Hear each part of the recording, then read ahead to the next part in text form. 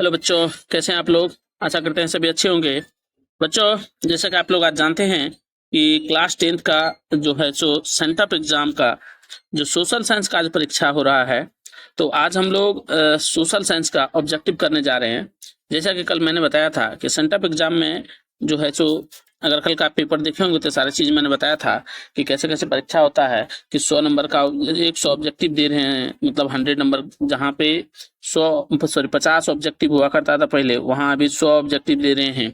और यहाँ पे भी ऑब्जेक्टिव डबल हो गया, 40 ऑब्जेक्टिव की जगह यहाँ पे अब हो गया है 80 ऑब्जेक्टिव। और कितने ऑब्जेक्टिव का आंसर देना है वो भी यहाँ पे लिखा हुआ है, आप लोग ध्यान से देख लीजिए।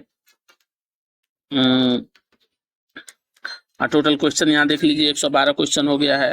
कल के पेपर में हमने पढ़ा था कि हमारे पास 106 क्वेश्चन था, आज 112 क्वेश्चन है और इसमें नहीं दिया हुआ है, सेकंड पेज में दिया है आपको कितने 40 प्रश्न का जवाब देना है।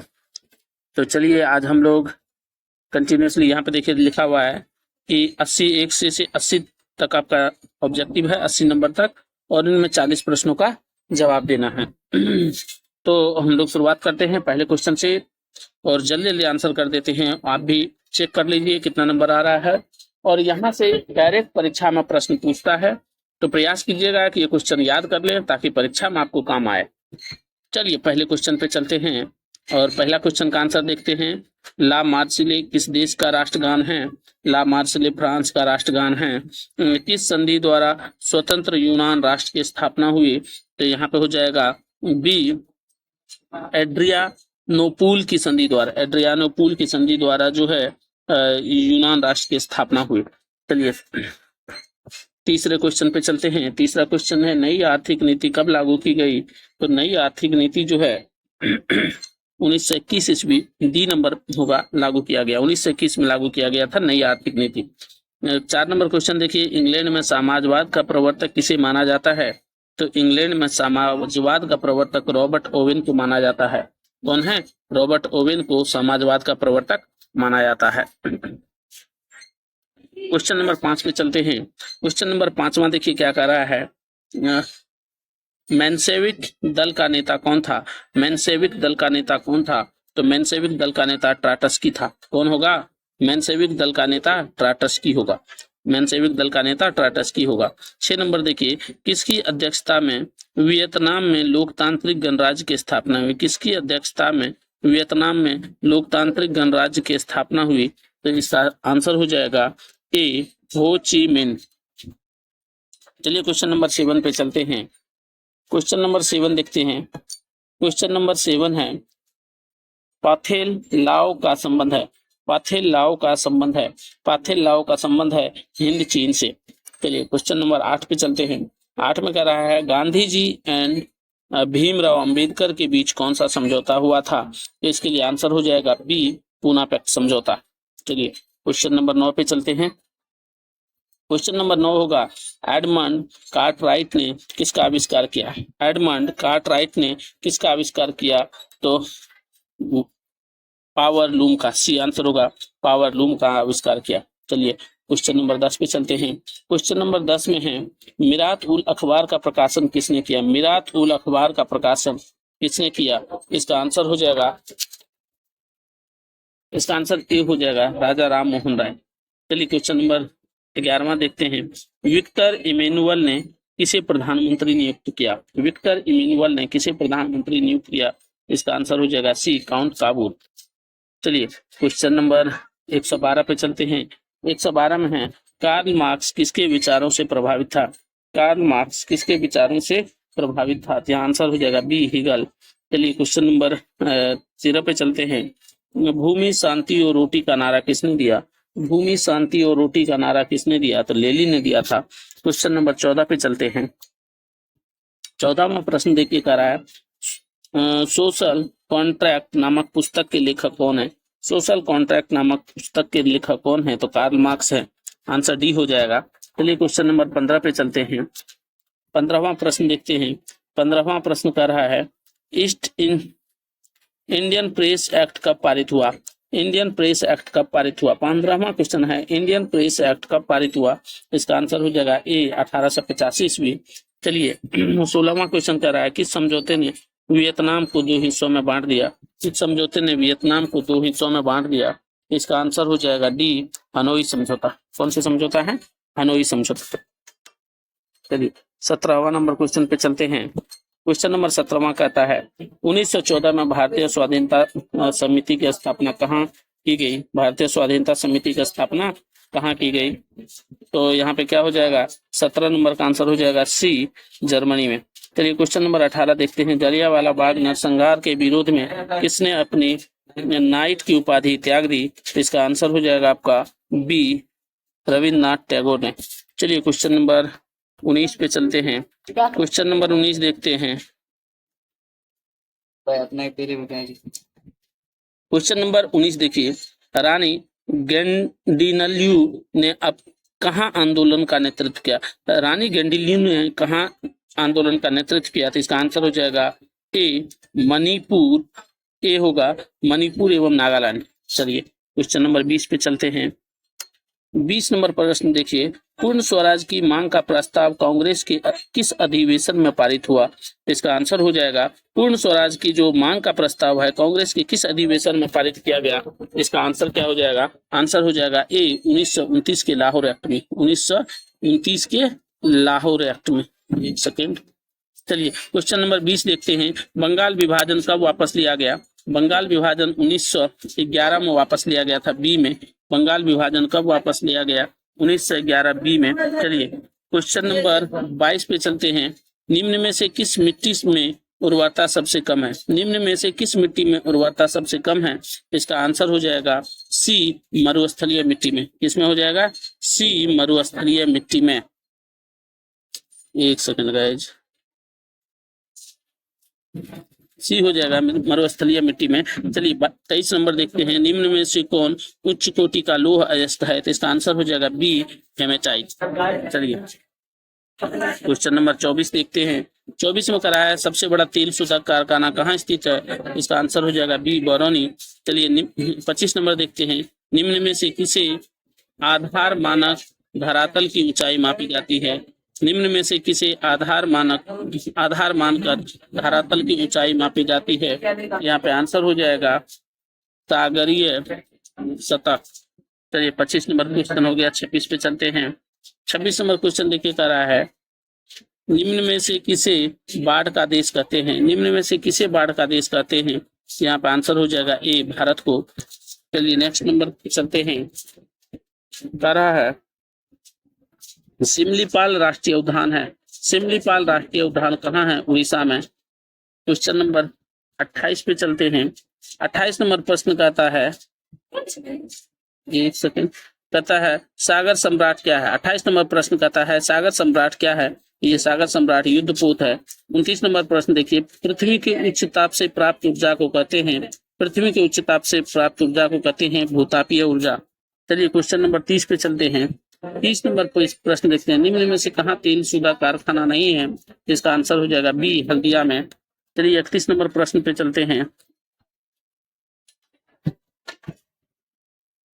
31 नंबर प्रश्न देखिए, निम्न में से कौन सा इस्पात केंद्र समुद्र तट के निकट है? तो यहाँ पे होगा, इसका आंसर हो जाएगा बच्चों क्वेश्चन नंबर 31 का देखिए, किसका हो जाएगा? भद्रावती। क्या हो जाएगा? भद्रावती हो जाएगा, ए हो जाएगा, ए होगा। चलिए क्वेश्चन नंबर 32 देखते हैं। निम्न में से कौन व्यापारिक फसल है? कौन सा व्यापारिक फसल है? इनमें से सभी हो जाएगा। चलिए क्वेश्चन नंबर 33 पे चलते हैं। क्वेश्चन नंबर 33 देखिए क्या कर रहा है। क्वेश्चन नंबर 33 देखिए कह रहा है, वायुयान उद्योग का पहला कारखाना कहाँ स्थापित हुआ? तो वायुयान उद्योग का पहला कारखाना जो है वो कहाँ स्थापित हुआ था? तो बेंगलुरु में हुआ था। 34 नंबर देखिए, निम्न में से कौन सा विशेष आर्थिक क्षेत्र सबसे पहले स्थापित किया गया? तो कौन सा स्थापित किया गया था? तो इसका आंसर हो जाएगा बी, कांडला में। चलिए क्वेश्चन नंबर 35 पे चलते हैं। 35 नंबर प्रश्न देखिए, पूर्व रेलवे का मुख्यालय कहाँ है? पूर्व रेलवे का मुख्यालय कहाँ है? तो आंसर हो जाएगा कोलकाता। चलिए क्वेश्चन नंबर 36 पे चलते हैं। 36 में है, भारत में ज्वार की सबसे अधिक खेती किस राज्य में की जाती है? भारत में ज्वार की सबसे अधिक खेती किस राज्य में की जाती है? तो इसका आंसर हो जाएगा डी, महाराष्ट्र में। चलिए 37 नंबर देखते हैं, निम्न में से क्या सामुदायिक संसाधन है। तो क्या सामुदायिक संसाधन है, तो यहाँ होगा पंचायत भवन सामुदायिक संसाधन है। पंचायत भवन क्या है, सामुदायिक संसाधन है। चलिए क्वेश्चन नंबर 38 पे चलते हैं। 38 में क्वेश्चन कर रहा है भूस्खलन प्रवण क्षेत्र में ढलान पर मकानों का निर्माण करना क्या कहलाता है। तो यहाँ पर होगा अनुचित है। क्या होगा, अनुचित है। क्वेश्चन नंबर 39 देखिए, निम्न में से कौन प्राकृतिक आपदा है। तो यहाँ पे हो जाएगा आंसर इनमें से सभी। क्वेश्चन नंबर 40 देखिए क्या कर रहा है, भारत का पहला तांबा प्रगलन संयंत्र भारतीय तांबा निगम द्वारा कहाँ स्थापित किया गया था। इसका आंसर हो जाएगा ए, इसका आंसर हो जाएगा ए, घाटशिला। चलिए क्वेश्चन नंबर 40 हो गया, 41 पे चलते हैं। प्रश्न नंबर 41 देखिए क्या कह रहा है, तरा निम्न में से किसमें कार्बन की मात्रा सबसे अधिक होती है। तो यहाँ पे होगा एंथ्रेसाइट में। चलिए क्वेश्चन नंबर 42 देखते हैं, बाघ परियोजना की शुरुआत कब हुई थी। तो यहाँ पे हो जाएगा 1973 ईस्वी में। चलिए क्वेश्चन नंबर 43 देखते हैं। 43 क्या है, विश्व में सर्वाधिक वर्षा कहाँ होती है। तो यहाँ पे हो जाएगा ए, मासिनराम में। चलिए 44 देखते हैं, निम्न में से किसे जल गुलार्द के नाम से भी जाना जाता है। तो 44 नंबर का आंसर हो जाएगा सी, दक्षिणी गुलार्द को जल गुलार्द के नाम से भी जाना जाता है। चलिए 45 नंबर का क्वेश्चन देखते हैं, कह रहा है 1973 ईस्वी में पूर्व कर्नाटक को किस नाम से जाना जाता है। पूर्व कर्नाटक को किस नाम से जाना जाता है। 1973 से पूर्व कर्नाटक को मैसूर के नाम से जाना जाता है, ये हो जाएगा। चलिए 46 नंबर में देखते हैं, पंचायत सचिव की नियुक्ति कौन करता है। तो पंचायत सचिव की नियुक्ति जो है राज्य सरकार करता है। चलिए 46 हो गया, 47 पे चलते हैं। 47 नंबर प्रश्न देखिए क्या कहता है, कहता है बेल्जियम में जनसंख्या का बड़ा भाग कौन सी भाषा बोलता है। तो बेल्जियम में जो है जनसंख्या का बड़ा भाग कौन सा भाषा बोलता है, तो ये फ्रेंच बोलता है। चलिए हो गया, क्वेश्चन नंबर 47 पे चलते हैं। 47 नंबर देखते हैं, निम्न में से क्या संघ सूची का विषय नहीं है। तो क्या संघ सूची का विषय नहीं है, तो यहाँ हो जाएगा कानून व्यवस्था। क्वेश्चन नंबर 49 देखते हैं, लिच्छवी गणतंत्र कहाँ स्थापित हुआ था। तो लिच्छवी गणतंत्र कहाँ स्थापित हुआ था, तो वैशाली में स्थापित हुआ था। चलिए 50 नंबर देखते हैं। 50वां प्रश्न कहता है, दल बदल कानून निम्न में से किस पर लागू होता है। दल बदल कानून निम्न में से सांसदों एवं विधायकों पर लागू होता है। चलिए 51वां नंबर क्वेश्चन देखते हैं, कह रहा है नगर पालिका के कार्य क्षेत्र विषय संविधान के किस अनुसूची में उल्लिखित है। नगर पालिका के कार्य क्षेत्र विषय संविधान के किस अनुसूची में उल्लिखित है। इसका हो जाएगा 12वीं अनुसूची। चलिए 52वां नंबर प्रश्न देखते हैं, पंचायती राज प्रणाली की शुरुआत कहाँ हुई। पंचायती राज प्रणाली की जो शुरुआत कहाँ हुई थी, इसका आंसर हो जाएगा आपका, आप लोगों को बार बार पढ़ाए हुए हैं, ये नागौर होगा। क्या हो जाएगा, नागौर हो जाएगा बी। राज्यपाल की नियुक्ति कौन करता है। तो राज्यपाल की नियुक्ति राष्ट्रपति करता है। चलिए हो गया, क्वेश्चन नंबर 54वां देखते हैं। 54 नंबर क्वेश्चन कहता है, नाइजीरिया में संघीय व्यवस्था की स्थापना कब हुई। नाइजीरिया में संघीय व्यवस्था की स्थापना कब हुई। तो इसका हो जाएगा 1945 ईस्वी में। बहुजन समाज पार्टी के संस्थापक कौन है। बहुजन समाज पार्टी के संस्थापक कौन है, इसका आंसर हो जाएगा काशीराम। 55 नंबर हो गया। चलिए 56 नंबर देखते हैं। 56वां प्रश्न कहता है, निम्नलिखित में से कौन सा कानून लोगों को लोकतांत्रिक सुधार करने के लिए बनता है। तो इसका आंसर हो जाएगा आपका बी, सूचना का अधिकार अधिनियम। चलिए 57वां क्वेश्चन देख लेते हैं। 57वां क्वेश्चन कहता है, लोकतंत्र का चौथा स्तंभ किसे माना जाता है। तो लोकतंत्र का चौथा स्तंभ किसे माना जाता है, तो प्रेस को माना जाता है, डी हो जाएगा। चलिए 55वां क्वेश्चन देख लेते हैं।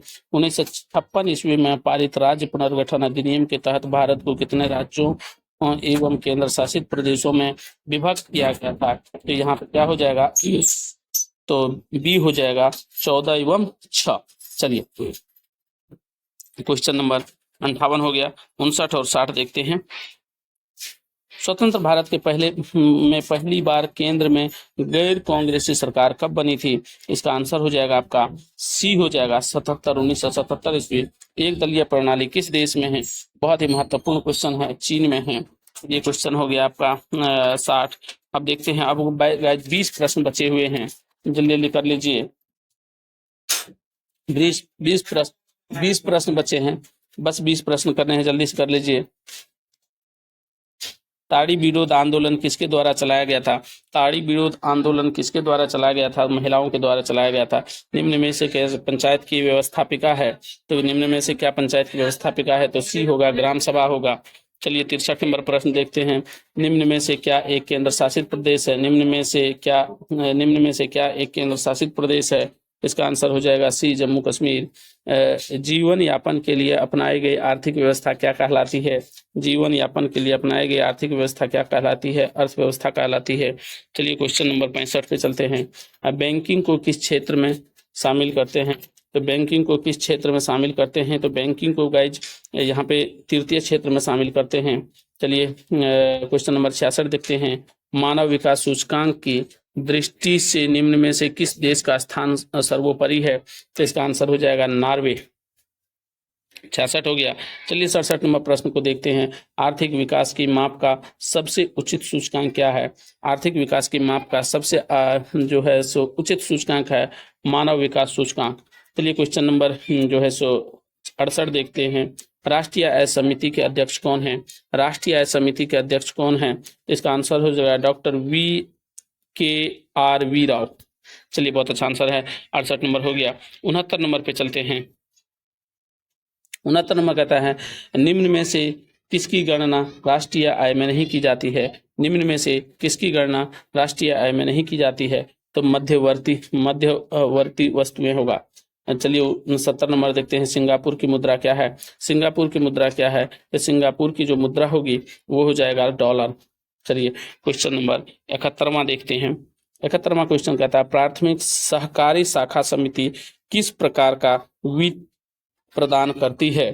तो इसका आंसर हो जाएगा सी, दीर्घकालीन। चलिए क्वेश्चन नंबर 72 को देखते हैं।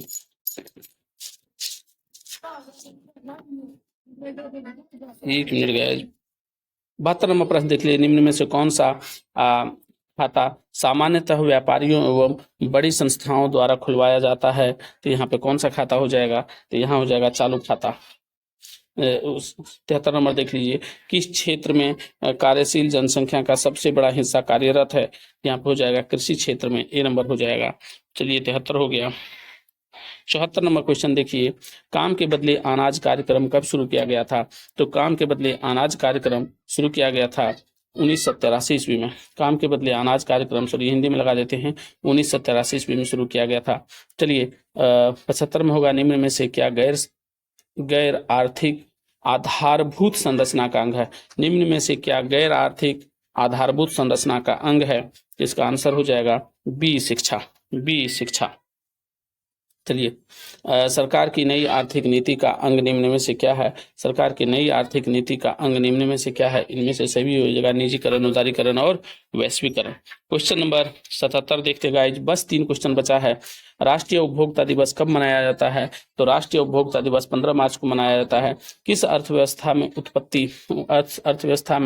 उत्पत्ति के साधनों पर केवल निजी व्यक्तियों का अधिकार होता है? किस अर्थव्यवस्था में उत्पत्ति के साधनों पर केवल निजी व्यक्तियों का अधिकार होता है? इसका आंसर हो जाएगा पूंजीवादी अर्थव्यवस्था। 79 नंबर क्वेश्चन और 80 नंबर क्वेश्चन आपके सामने है, जो कि आज का आखिरी क्वेश्चन है। तो 79 नंबर पे है वर्तमान में भारत में आर्थिक नीति निर्धारण कौन करता है? वर्तमान में भारत में आर्थिक नीति निर्धारण कौन करता है? तो यहाँ हो जाएगा नीति आयोग। और उसके बाद 80 नंबर का क्वेश्चन है, जो कि आज का लास्ट क्वेश्चन है। भारतीय बैंकिंग प्रणाली के शीर्ष पर कौन स्थापित है? तो यहाँ पर आंसर हो जाएगा बी, भारतीय रिजर्व बैंक। और कैसा लगा गाइस आप लोगों को क्लास? जल्दी से कमेंट करके हमें बताएं। और अगला वीडियो कल आपको मिलेगा, कल जो आपका सेंटअप एग्जाम है। तब तक के लिए bye bye, see you, take care, enjoy the day.